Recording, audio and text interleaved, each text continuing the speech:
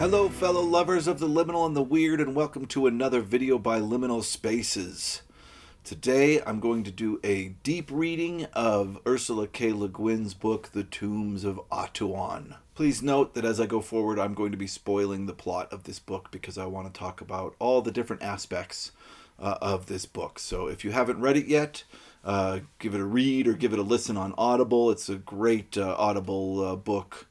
And then come back and watch this video, or if you've already read it, follow along, or if you just want to watch it and don't care about plot being spoiled, jump in. Alright, so this novel starts with a young girl who is born in Atuan, which is part of the Kargish Empire. So, of course, in this setup, the Kargish are the Caucasian people in Earthsea, the people with white skin, and then Ged and all of his people, I think they call them, I don't know, the Middle Isle people or the Inner Isle people, are all dark-skinned. So she's born in Atuan in the Kargish Empire, and she happens to be born on the same night that the priestess of the Tombs of Atuan dies. And there is a very specific ritual that reminds me kind of the Dalai Lama, of picking the next priestess of the Tombs of Atuan. And one of the things is that the child must be born at a specific time so that it can be a reincarnation of the priestess. And these priestesses don't remember all their timelines, but they are raised knowing that they've been the same person for thousands of years. And we open with her parents dealing with the grief of the fact that she's going to be taken from them and made to be the priest of the Tombs of Atuan. And this, of course, would be a terrifying experience for any parent. The dad is having a tendency to just say, okay, she's already dead to us, she's gone. And the mom is experiencing grief. And I think both their griefs are very deep. They're just having different ways of experiencing it. But anyway, this child is at 5 or 6 taken to the Tombs of Atuan and is part of a ritual where she's going to be sacrificed, and then a dark shadow saves her. And this is all, of course, a ritual.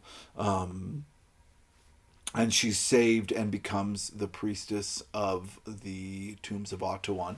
And she's renamed, and this is really interesting because she has to be the priestess of the Tombs of Atuan, which means that she can't have a lot of her own personality. She has to represent somebody that's been born over and over and over again throughout time. So her uniqueness is destroyed, and she's named Arha, which I think is directly translated as she who is eaten, or the eaten one. And what that means is that all of her, the person she was born as, has been eaten. And all that's left is the priestess of the Tombs of Atuan. And this is a really interesting concept. And I liked all these liminal rituals that happened at the beginning of this. Right? These rituals that were made for Tanar to come in one end and Arha to come out the other end. Right? They had to strip her personality and everything Tanar from her.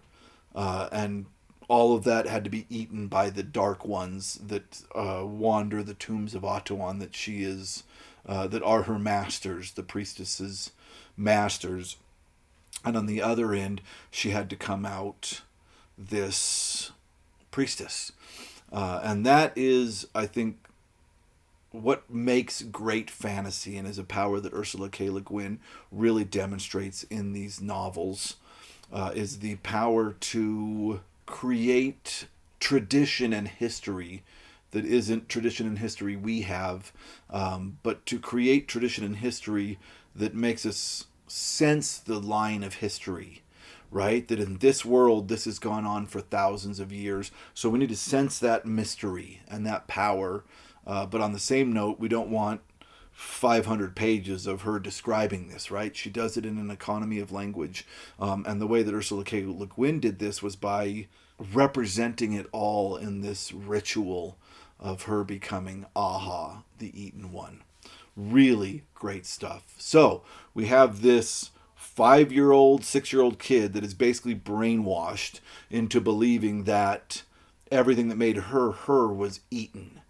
So she has become, in effect, a blank slate. And now she is to become the priestess of the tombs. And she grows up, and there's some interesting political stuff that goes on. So the tombs of Atuan are these old standing stones, and a lot of them have fallen over. But they're standing stones that are believed to be the tombs for these shadow creatures, nameless shadow creatures that are so old that they are the most powerful beings in the universe. This is all the stuff that Arha is taught. But there's a power dynamic because there's these priests that eventually became more and more powerful in the Kurdish Empire, and then eventually they created a god king. So there's a new political structure. And the priestess of the Tombs of Atuan used to be incredibly important and used to advise all the kings of the different kings in the Kurdish Empire. But anyway, it became an empire, and a god king was created. And the priestess of the Tombs of Atuan and the priestess of the god king inhabit the same space. So basically, Arha is raised by this priestess of the god king and other women, but her importance has dwindled. The king doesn't come and seek advice from the priestess anymore of the Tombs of Atuan.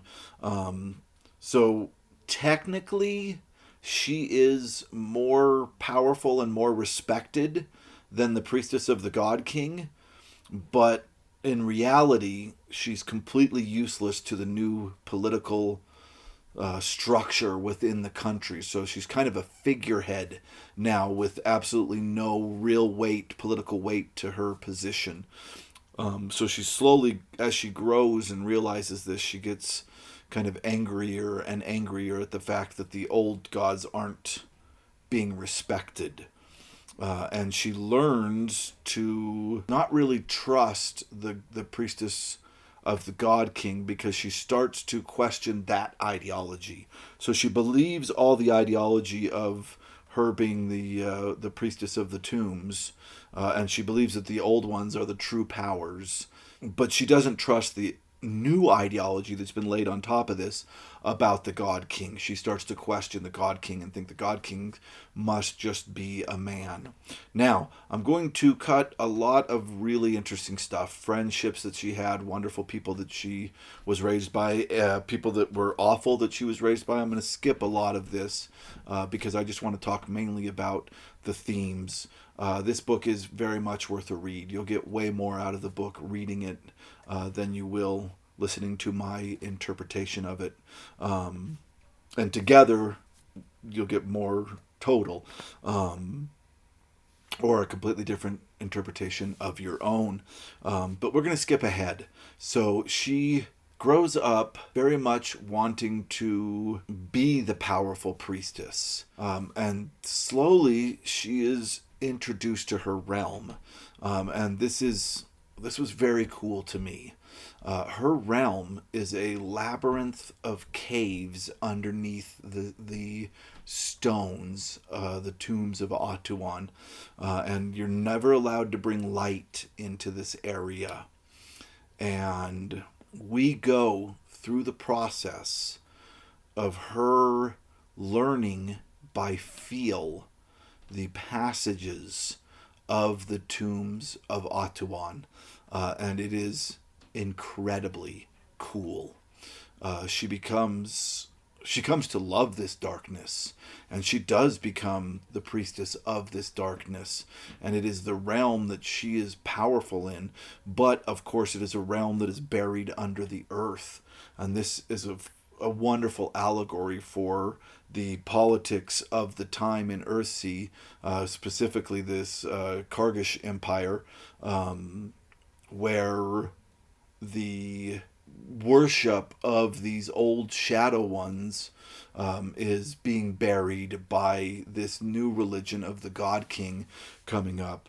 Very, very cool. But talk about liminal spaces. The entire middle of this book, as she slowly walks around trying to learn this labyrinth by feel, is incredible. It's incredible and really deserves a read. But that's really all I can say about it. It has to be read to be really taken in and enjoyed. But eventually, she sees somebody, a little bit of light, and she follows this light, and it turns out that a wizard is trying to break in and rob the Tombs of Atuan. And this, of course, is Ged from the first book, and he was given half of a ring that's really important, and the other half of this ring is in the Tombs of Atuan. And the reason that he wants this ring is you put it together and it's very powerful, and it will reveal a glyph or a rune for peace, ruling in peace, that has been lost. If you put the two rings together, this rune will be revealed. So he's there to get the other half of this ring. But of course, to Arha, this is sacrilege. Number one, he casts a light spell in the tombs underground, and that is ultimate sacrilege. And this becomes a book about faith, because even at that moment when she first sees him casting this light, she's waiting for the dark shadow ones to condemn him and kill him, and it doesn't happen. And she captures Ged in the labyrinth, and he can't get out, and it almost kills him. And she starts to use him without realizing she's doing it, to learn more about the world in order to undo her ideology, the ideology that she's been brainwashed to. And through that, she begins to question her faith. And slowly she realizes, to her, that the old gods are dead, and that she is kind of a useless figurehead. And that's very destructive for her. But the part that I loved the most is when she goes and presents this concept to Ged. He disagrees with her and says, "Oh, the old ones aren't dead. I've been holding them off." And Ged has been not just dying from thirst and starvation, but he's been trapped in these tombs with the very real shadow creatures that he has fought before, of course, in the first novel. And he's been keeping them at bay, and it has been sapping all of his strength. And they come together in a very mentor-like relationship, and Ged helps her break through the brainwashing, realizing that she has been connected to a very evil magic, that she has been connected to these evil shadows, and they decide to run away together and embrace freedom. And they are able to do so. They run off, and the caverns fall in on themselves. And I expected there to be a huge chase while everybody came and tried to find Arha. Oh, and Ged figures out her true name. He renames her Tanar, and this is kind of symbolic of the process of her slowing off all of this propaganda and brainwashing ideology that's been forced on her, and allows her to come back into herself. And that's part of the coming of age aspect of this story, is realizing who you are, not who people try to make you or force you to be as you're growing up, which was really beautiful. But the last quarter of the novel, if maybe even less, is her escaping with Ged, but the terror that freedom brings her. And he is like, "Oh, you're going to be famous," because he gave her the ring that's completed. She wears it as an armband or a wrist bracelet. And he says, you're going to be famous. You're going to bring this to the inner isles. They're going to call you the Lady in White, and you're going to get all this respect for bringing this. So basically, it's like, you're going to be famous, you're going to be awesome. And the further she gets away from the tombs, the more terrified she gets. And this is, of course, I don't want to say Stockholm Syndrome, but it's this concept of she'd been raised so narrowly in this ideology that even though she's realized that it was wrong, and even that is wishy-washy for her as they move on and on. Like, at times she's like, no, that was right, and I'm doing awful things. And she feels that Ged has enchanted her, which there is a question. At one point he uses her true name to get her to get out of the caves before they fall in, which brings up all kinds of moral questions. Like, he literally forced his will upon her at one moment for her to escape. I have a tendency to think that he did what was right, because he needed to get her out of there and get her away from all of the shadow influence and all of the ideological influence of the politics around her in order for her to make a decision about her life, knowing all the information. So I think he did the right thing. And that's eventually how the novel does come to an end, is he says, look, come with me, give this ring to everybody, and then I will take you to my master, who is a guy that never really talks. I forgot his master's name, cool guy. And you can live in the mountains and take time to figure out who you want to be. And I thought that was really, really beautiful, is that all she needed was not fame and attention, but after getting out of the tombs, she needed a place of isolation to slowly figure out who she was and what she wanted to believe. And I like that concept. A lot of this end was about having to separate yourself from the noise of the ideologies or the things that people want you to become, the separation of that, so that you can truly figure out through looking inward who you want to be. And I thought that was absolutely beautiful. And that is kind of the last image the novel gives you, is that eventually she's going to get to this place of isolation.